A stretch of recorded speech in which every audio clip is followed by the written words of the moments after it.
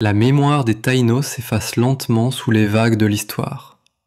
Leur langue, leurs rites et leurs traditions ont presque disparu, ne laissant derrière eux que des traces ténues. Des signes gravés dans la pierre, des formes énigmatiques, et parfois un objet rare, posé là dans notre quotidien. Et il ne reste pratiquement plus rien de l'héritage taïno en République dominicaine, sinon quelques petits symboles que l'on peut voir dans les parcs. Ici, par exemple, nous nous trouvons à Yamasa, et juste derrière moi, vous voyez un duo, plutôt une reproduction de duo. Le duo, c'était quoi? C'était un siège cérémonial qui était utilisé par le cacique. On ne voit pratiquement plus dans le paysage public commun de duo, et c'est un des rares parcs qui rend hommage à cette culture taïno. Mais pourquoi n'existe-t-il plus aucun monument taïno? Est-ce parce qu'ils n'avaient pas de culture ou bien parce que leur héritage a été effacé? Bien sûr, les Taïnos avaient une culture, construisaient des maisons, faisaient sculpter les pierres, avaient une agriculture différente de celle qui était en Europe ou dans les autres parties des Amériques. Mais ils ont laissé très peu de vestiges, parce que la plupart des vestiges laissés par les Taïnos étaient tout simplement en bois. Mais parfois, ces traces ne sont pas cachées. Elles ne sont pas enfouies dans les grottes, ni effacées par le temps. Elles sont visibles, à découvert, gravées à flanc de montagne, exposées au ciel et au vent, comme ici, au bord du lac Enriquillo. Le lac Enriquillo est le plus grand des Caraïbes et le point le plus bas de l'île. Situé entre 29 et 44 mètres sous le niveau de la mer, c'est un lac hyper salin dont le niveau monte régulièrement. Il a déjà englouti des routes, des maisons et une partie de la végétation autour de ses rives. Les arbres morts qui émergent de l'eau sont les témoins de cette progression récente. Leurs troncs, blanchis par le sel, racontent l'évolution d'un paysage en mouvement. Ce lac était autrefois un bras de mer. Il y a plusieurs millions d'années, il faisait partie d'un canal reliant l'Atlantique à la mer des Caraïbes. Les mouvements tectoniques liés à la rencontre des plaques nord-américaines et caraïbes ont fermé ce passage, piégeant l'eau. Avec le temps, l'évaporation et les infiltrations souterraines l'ont rendu plus salé que l'océan. C'est au pied de ces falaises que les Taïnos ont gravé les Caritas. Le site offre une vue dégagée sur le lac et devait avoir une forte valeur symbolique. La combinaison de la montagne, de l'eau et de la pierre pouvait représenter pour eux un lieu de contact avec le monde des ancêtres. Gravé ici, c'était laisser un message durable à un endroit où la nature et la mémoire se rejoignent.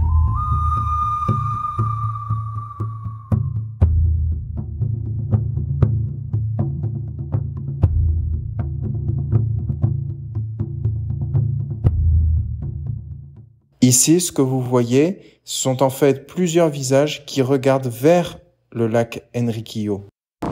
Les Taïnos avaient sûrement une vision religieuse de ce qu'il y avait ici. On ne sait pas exactement ce que cela signifie, on ne sait pas exactement ce que représentent ces personnages, et on ne sait pas s'il y avait une forme d'écriture ou une forme de rite qui se pratiquait ici. Par contre, il y a une chose qu'on voit, et je vais vous la montrer direct, c'est, vous voyez, les dessins que vous avez ici et que vous avez ici, c'est exactement ce que vous retrouvez dans la première maison de Christophe Colomb que l'on peut voir à l'Isabela.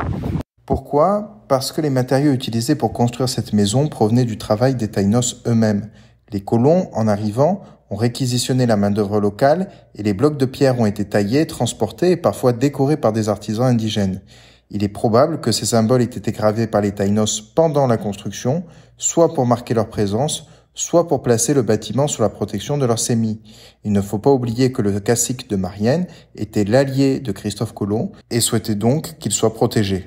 Une dernière chose à vous dire sur cette grotte, c'est que vous voyez tous ces différents visages qu'on voit, c'est ce qui apparaît à l'entrée des grottes. Normalement, on pratiquait les rituels à l'intérieur, bien plus en avant. Car chez les Taïnos, les grottes peuplées par leurs animaux étranges avaient une importance particulière. Elles étaient considérées comme les lieux d'origine, des passages vers le monde des esprits, et parfois comme les ventres d'où étaient sortis les premiers habitants humains. Voici quelques-uns des visages du système des grottes du Pommier. Ces visages avaient deux fonctions possibles. Ils protégeaient l'accès, empêchant les mauvais esprits ou les étrangers de pénétrer dans un espace sacré tout en signalant qu'elle était consacrée à un sémi ou à un esprit divin particulier, et ils indiquaient une frontière. En franchissant ces visages, on passait du monde quotidien au monde spirituel, un peu comme on franchit la porte d'un temple. Ils étaient d'ailleurs situés à la frontière entre la lumière et l'ombre. En tout cas, ce qui est aussi surprenant sur cette île, c'est que les grottes du médiévales étaient les plus grandes de la région. On a trouvé à la fois des rites arawak,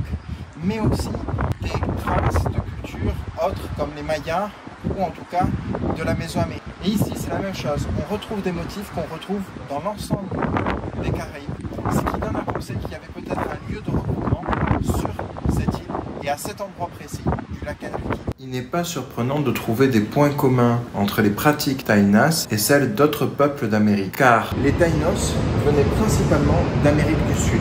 Ils venaient ici, de cette région du delta de l'Orénoque. Ils ont émigré petit à petit vers les Antilles mineures que vous pouvez voir ici, puis vers les Antilles majeures, l'Espagnola et Cuba. Mais pourtant, ce ne sont pas les premiers habitants de l'île. Les premiers habitants sont ceux que l'on appelle les Archaïques, et les Archaïques sont aussi appelés parfois les Siboney. Les Siboney arrivent bien avant les Taïnos, et ils sont là environ 14 000 ans avant notre ère.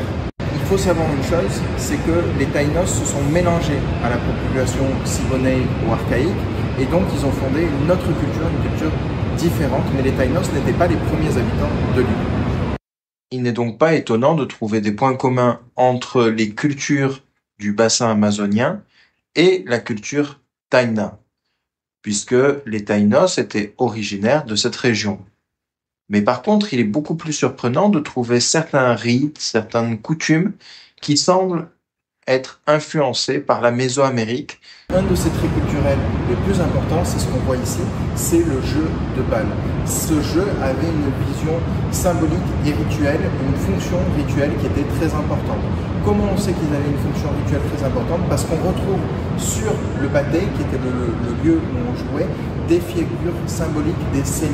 Les sénis, les esprits chez les Taïnos. Bien sûr, façon de jouer, les règles étaient différentes entre les Taïnos et ce que l'on trouvait en Mésoamérique. Mais l'aspect rituel du jeu, l'importance qu'elle occupe au sein de la communauté, est quand même un élément troublant. Les grottes sont également sacrées dans les deux régions, à la fois en Mésoamérique et chez les Taïnos. Les grottes sont considérées comme des portes vers le monde des ancêtres, théâtre de récits mythologiques et un endroit où l'on dessine, grave, des inscriptions sibyllines. Pour mieux comprendre ces traditions et ces croyances, il faut aller là où l'art taïno est le plus dense et le mieux préservé, dans l'obscurité des grottes, là où la pierre garde les images de leur monde, comme ici, dans le système des grottes du Pommier.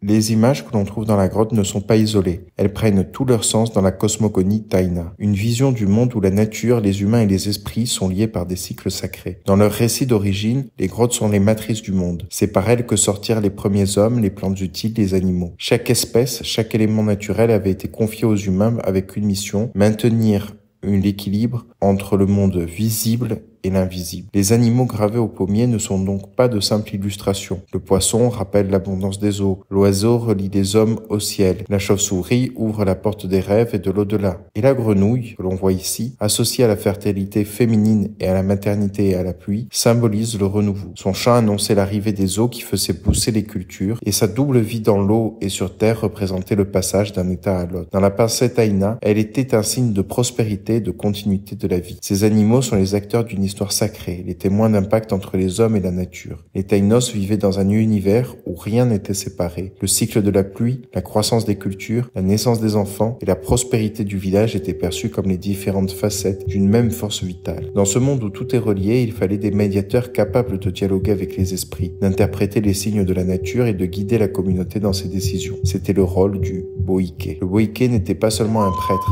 c'était aussi un guérisseur, un conseiller du cacique, un gardien des mythes et des rituels. Il connaissait les plantes médicinales, les récits fondateurs et savait communiquer avec les sémis grâce à la kooba, une poudre hallucinogène inhalée pour entrer en transe. Ces représentations gravées sur les parois du pommier le montrent parfois assis, paré d'une coiffe ou tenant un bâton rituel. Ces images rappellent que pour les Taïnos, le boïké était la passerelle entre le monde des hommes et celui des esprits, garant de l'ordre cosmique et de la survie de la communauté. Et ici, vous avez une magnifique pièce originale qui est la pièce qui était utilisée dans le culte du Kooba. C'est quoi? C'était, vous voyez, deux personnages qui représentaient la dualité du monde, qui étaient toujours situés en bas, et au-dessus, vous aviez une sorte de petit plateau sur lequel était mise en place la poudre qui allait être inhalée par le Beike. On expirait et on entrait en communication avec les esprits. La cérémonie de la Kooba était l'un des rites les plus solennels du monde taïno, un moment où le lien entre les hommes et leur divinité, les sémis, s'exprimait pleinement. La substance hallucinogène, préparée avec soin, provenait des graines de l'Anandenanthera peregrina, réduite en poudre très fine avec ses instruments, mélangés à des fragments de coquillage brûlés. Bartolomé de las Casas en donne une description précise. Ils avaient préparé certaines poudres issues d'herbes très sèches et finement moulues, d'une couleur semblable à celle de la cannelle ou du henné pilé, en somme d'un ton fauve. Avant de s'asseoir face au sémi, chaque participant devait se purifier. Cette purification passait par le vomito rituel. Le vomi rituel, provoqué à l'aide d'une fine spatule sculptée dans du bois ou dans une cotte de lamentin. Les corps étaient ensuite peints et ornés de dessins symboliques. L'espace choisi était presque toujours la grande maison du cacique, transformée pour l'occasion en temple. Le cœur de la cérémonie se trouvait devant le sémi, dont la tête sculptée servait de support à un plateau circulaire légèrement creusé d'un noir brillant. À leur arrivée, les participants étaient accueillis par le mayoabao, un tambour de bois frappé par le cacique lui-même. Tous s'asseyaient en cercle, accroupis, mains sur les genoux autour du sémi. L'inhalation se faisait à l'aide d'un instrument en forme de Y que las Casas compare à une flûte creuse, dont les deux extrémités étaient placées dans chacune des narines, tandis que l'autre bout reposait dans la poudre. Ils aspiraient profondément, recevant ainsi la quantité de poudre qu'ils désiraient, et aussitôt ils perdaient leur sens comme si un vin fort leur montait à la tête. Peu à peu, la transe s'installait. Le cacique, assis sur son douau, levait alors le visage vers le ciel. Les paroles qui sortaient de sa bouche étaient considérées comme un dialogue direct avec les sémis. Las Casas raconte, il leur rapportait que le sémi lui avait parlé, leur annonçant des temps favorables ou défavorables, des naissances à venir, des morts proches ou encore une guerre avec un village voisin. Christophe Colomb lui-même, témoin de ces rites, décrivit avec étonnement ce pouvoir de consultation. Pour lui, la Kooba était une manière pour les chefs de connaître l'avenir comme conseil pris auprès de leur dieu. Ainsi, la Kooba n'était pas un simple rituel, c'était un outil politique, religieux et social au centre même de la cohésion du monde taïno.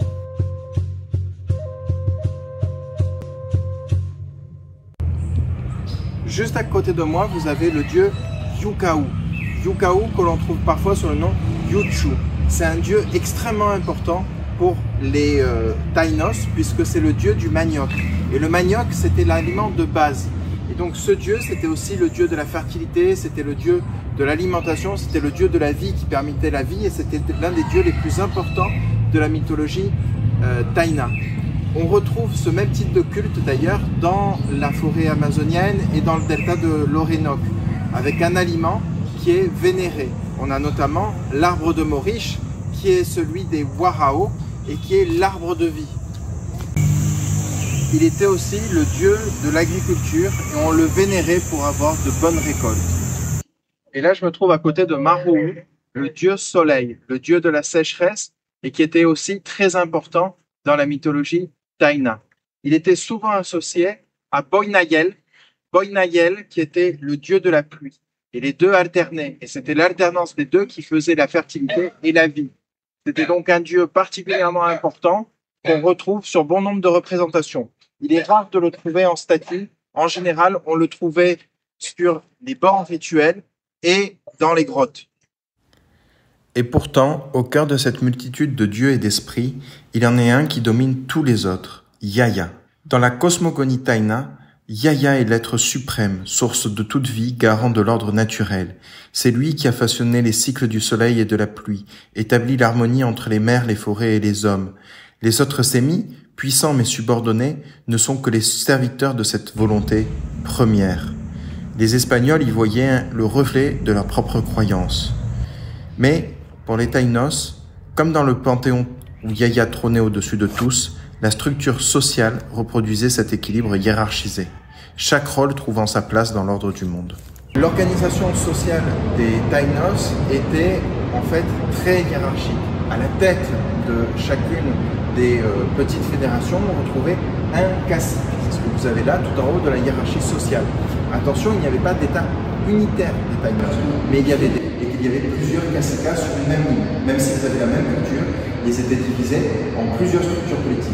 Et là, vous voyez, par exemple, la cultures de Marien, Magua, Maguana, Higüey et Jaragua.